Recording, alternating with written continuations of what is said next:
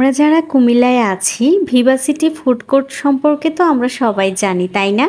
আজকে এই সুন্দর প্লেসে চলে গিয়েছি আমার এক স্টুডেন্টের বার্থডে সেলিব্রেশন করার জন্য।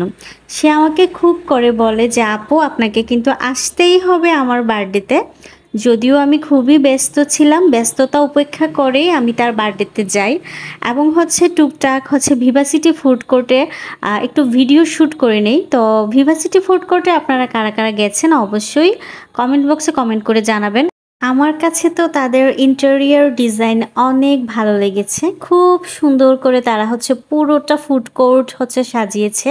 অপেক্ষা করাটা যে আসলে কতটা কষ্টকর সেটা আসলে যারা অপেক্ষা করে তারাই জানে।